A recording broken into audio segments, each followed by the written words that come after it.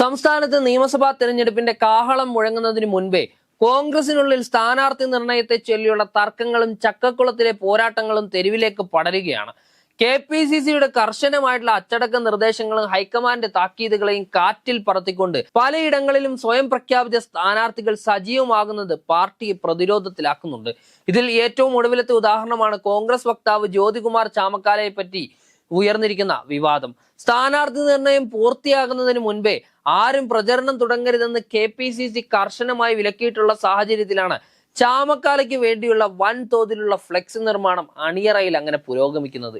ഇടുക്കി ജില്ലയിലെ തൊടുപുഴയിലുള്ള ഒരു പ്രിന്റിംഗ് യൂണിറ്റിലാണ് ജ്യോതികുമാർ ചാമക്കാലയുടെ പേരിലുള്ള ആയിരക്കണക്കിന് ഫ്ലെക്സ് ബോർഡുകൾ അതിവേഗം തയ്യാറാക്കുന്നത്. ഏകദേശം 1500ഓളം ബോർഡുകൾ ഇതിനോടകം തന്നെ പൂർത്തിയായി കഴിഞ്ഞു എന്ന് ഇതുമായി ബന്ധപ്പെട്ട് പ്രവർത്തിക്കുന്ന തൊഴിലാളികൾ വെളിപ്പെടുത്തുകയാണ്. എന്നാൽ ഈ ബോർഡുകളുടെ നിർമ്മാണത്തിൽ അതീവ ജാഗ്രതയും കൗശലവും പുലർത്തുന്നുണ്ട് എന്നതാണ് ശ്രദ്ധേയം. ബോർഡുകളിൽ എവിടെ മത്സരിക്കുന്നു, മണ്ഡലത്തിന്റെ പേര് എന്നിവയൊന്നും രേഖപ്പെടുത്തിയിട്ടില്ല. ഇത് പാർട്ടി നേതൃത്വത്തിന്റെ കണ്ണിൽ പൊടിയിടാനാണോ അതോ ഏത് മണ്ഡലം ലഭിച്ചാലും അവിടെ പെട്ടെന്ന് എത്തിക്കാനുള്ള തന്ത്രമാണോ എന്ന ചർച്ച രാഷ്ട്രീയ കേന്ദ്രങ്ങളിൽ സജീവമാണ്. മണ്ഡലത്തിന്റെ പേര് വെക്കാതെ തന്നെ തന്റെ ചിത്രം പതിച്ച ബോർഡുകൾ തയ്യാറാക്കുന്നതിലൂടെ താൻ മത്സരരംഗത്തുണ്ടാകുമെന്ന് വ്യക്തമായ സന്ദേശം അണികൾക്ക് നേതൃത്വത്തിന് നൽകാനാണ് ജ്യോതികുമാർ ലക്ഷ്യമിടുന്നത്. നേരത്തെ KPCC അധ്യക്ഷൻ K സുധാകരൻ കണ്ണൂരിൽ സ്ഥാനാർത്ഥിയാകുമെന്ന് പരസ്യമായി പ്രഖ്യാപിച്ചതിനെതിരെ വലിയ രീതിയിലുള്ള പടലപ്പിണക്കങ്ങൾ കോൺഗ്രസിനുള്ളിൽ ഉണ്ടായിട്ടുണ്ടായിരുന്നു.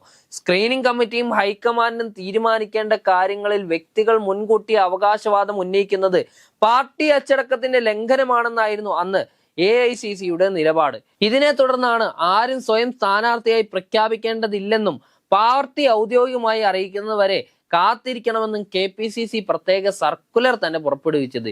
ഈ നിർദ്ദേശം നിലനിൽക്കെയാണ് ചാമക്കാലയ്ക്ക് വേണ്ടിയുള്ള ഈ വൻ പടയൊരുക്കം നടക്കുന്നത് എന്നത് ഗ്രൂപ്പ് വൈരങ്ങൾ വീണ്ടും മൂർച്ഛിക്കുന്നതിനുള്ള ഒരു കാരണമാകുമോ എന്ന് കാത്തിരിക്കേണ്ടിയിരിക്കുന്നു. കൊല്ലം ജില്ലയിലെ പത്തനാപുരം മണ്ഡലത്തിൽ ജ്യോതികുമാർ ചാമക്കാലയെ മത്സരിപ്പിക്കണമെന്ന് പാർട്ടിക്കുള്ളിലെ ഒരു വിഭാഗം ശക്തമായി അങ്ങനെ വാദിക്കുന്നുണ്ട്. നിലവിൽ LDF കോട്ടയായി അറിയപ്പെടുന്ന പത്തനാപുരത്ത് KB ഗണേഷ് കുമാറാണ് കരുത്തനായിട്ടുള്ള എതിരാളി. ചാനൽ ചർച്ചകളിൽ മൂർച്ചയേറിയ സംവാദങ്ങളിലൂടെ ശ്രദ്ധേയനായിട്ടുള്ള ചാമക്കാലയെ പത്തനാപുരത്ത് ഇറക്കിയാൽ ഗണേഷ് കുമാറിന് ശക്തമായിട്ടുള്ള വെല്ലുവിളി ഉയർത്താൻ കഴിയുമെന്ന് കോൺഗ്രസ് കണക്കുകൂട്ടുകയാണ്. എന്നാൽ ചാമക്കാലയുടെയും മുൻകൂർ ജാമ്യമെടുക്കൽ മണ്ഡലത്തിലെ മറ്റ് പ്രാദേശിക നേതാക്കൾക്കിടയിലും അമർഷത്തിന് കാരണമാക്കിയിട്ടുണ്ട്. പത്തനാപുരത്തിന് പുറമെ വട്ടിയൂർക്കാവ് പോലുള്ള മണ്ഡലങ്ങളിലും അദ്ദേഹത്തിന്റെ പേര് ചർച്ചകളിൽ വന്നിട്ടുണ്ട്.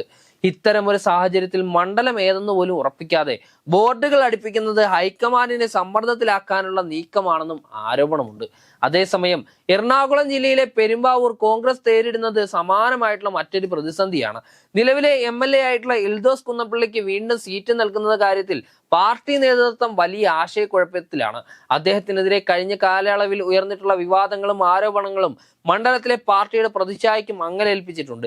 എൽദോസിന് വീണ്ടും അവസരം നൽകിയാൽ അത് തിരിച്ചടിയാകുമെന്ന് ഒരു വിഭാഗം പ്രവർത്തകർ നേതൃത്വത്തെ വളരെ മികച്ച രീതിയിൽ അറിയിച്ചിട്ടുമുണ്ട്. എന്നാൽ സിറ്റിംഗ് സീറ്റുകൾ മാറ്റം വരുത്തുന്നത് പ്രായോഗികമായിട്ടുള്ള വെല്ലുവിളികൾ ഉയർത്തുമെന്നതിനാൽ ഹൈക്കമാൻഡ് ഇതുവരെ അന്തിമ തീരുമാനമെടുത്തിട്ടില്ല. പെരുമ്പാവൂരിലെ ഈ അനിശ്ചിതത്വം നിലനിൽക്കെയാണ് പത്തനാപുരത്തും ചാമക്കാലയെ ചൊല്ലി പുതിയ വിവാദം ഉടലെടുക്കുന്നത്.